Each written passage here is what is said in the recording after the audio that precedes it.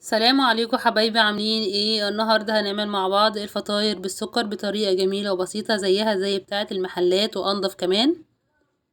وهنعملها بدقيق الغله، مش محتاجين لدقيق معجنات، الموضوع بسيط واقتصادي جدا. هنجيب البوله بتاعتنا، هننزل بكوبايه كبيره من اللبن الدافي، ربع كوبايه من الزيت، معلقه كبيره من السكر، ذره من الملح، كيس من الفانيليا، معلقه كبيره من الخميره الفوريه.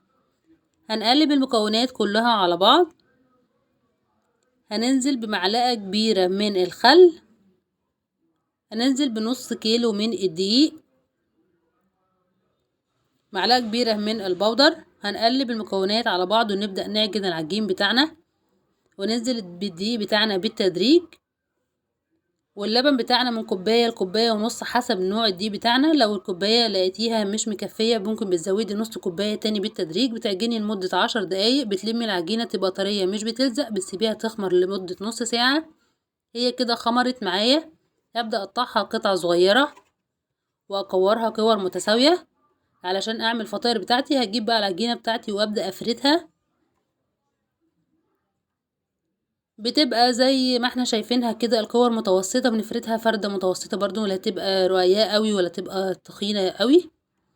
بنفرد عليها معلقة من السكر، بنبدأ نلف العجينة بتاعتي ونقفلها على شكل رول، ونقفل الطروف بتاعتنا كويس علشان ما تفكش مني بعد ما تخمر وهي بتستوي. نضغط عليها ضغطتين بايدينا. بعد كده هنقفل الطروف والجناب كويس.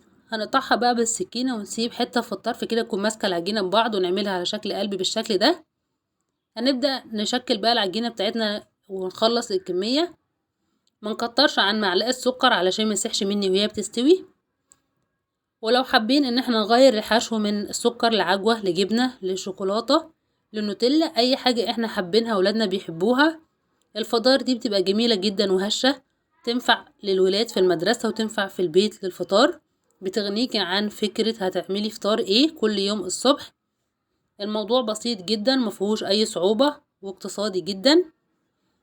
احنا كده خلصنا الكمية بتاعتنا. بنفردها بقى ونرصها في صينية ونسيبها تخمر لمدة ربع ساعة. بعد كده بنبدأ ندهن الوش بتاعنا بمعلقتين من العسل، عليهم معلقتين 3 من المية. بندوب العسل في المية. هندهن بقى الفطاير بتاعتي، وانا دهنتها بالعسل لان هي كده كده اصلا مسكرة محشية سكر، فدهنتها بالعسل. لكن انتي لو حشيتي اي حاجة تانية بتدهنيها باللبن او بصفار البيض. هدهن بقى الفطاير بتاعتي كلها، وفي الوقت ده بكون جهزة الفرن بتاعي، اكون ولعاه بقاله ربع ساعة. هدخل فطاير لمدة 10 دقايق. بعد كده هولع الشواية من فوق علشان تتحمر. اول ما تطلع من الفرن بغطيها لمدة ربع ساعة علشان تبقى طرية وهشة معايا.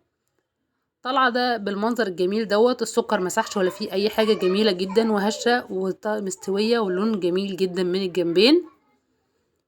اتمنى ان الفكرة تعجبكم، واتمنى ان انا اكون افدتكم، وان شاء الله مكملين مع بعض في وصفات بسيطة وسهلة. واتمنى ان انتوا تشتركوا معايا في القناة عشان يوصلكم مني كل جديد، ونتقابلوا على خير في وصفة جديدة. والسلام عليكم.